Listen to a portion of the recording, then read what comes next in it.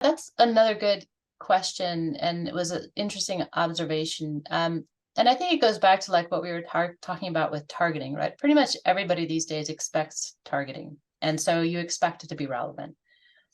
And you also expect it to be, I guess, in a way to think about it is like what you're watching, you kind of expect it almost to be kind of a reflection of yourself, right? If targeting is going well, like this is me. And or a reflection of the channel or the show, right? But there's kind of this like, it's all kind of related and connected.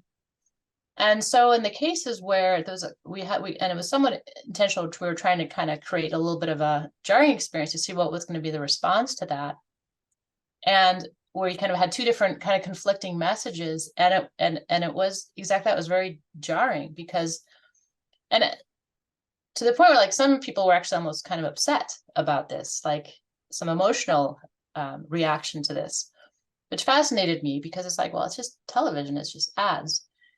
But there's another piece to this going on, is that if you think about, we kind of tested the CCTV ads where there's no targeting at all, super generic. You got commercial, you got pharmaceutical ads or car commercials, but very like basic, generic. And people, like I said, they have this expectation of, I'm not going to watch ads, I'm going to take a break. They're disengaged, they're disconnected.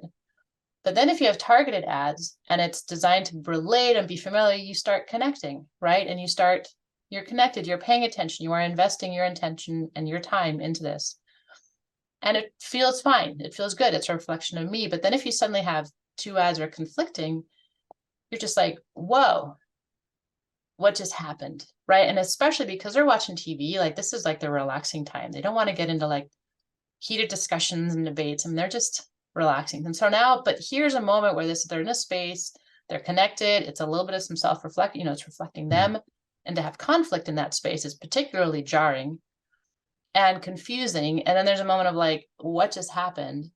And there's a struggle with trying to understand why did it happen and who's responsible. Like, that doesn't make sense, because if you think about everything these days is like so customized and like so developed to just align with you perfectly, to suddenly have a moment where it doesn't is just this really, yeah, it's uncomfortable. It's uncomfortable. We had, like I said, some people that were just like, didn't like that. And they, even though they didn't necessarily say, oh, I'm never gonna, buy that brand or whatever, but it was more like they acknowledged that that was strong enough that they could feel that later. That they could feel that if they're shopping and they saw that again, it would, their memory that they would have is more to that jarring experience rather than a positive experience, right? So it was fascinating to see that, and the level of kind of a reaction that they had.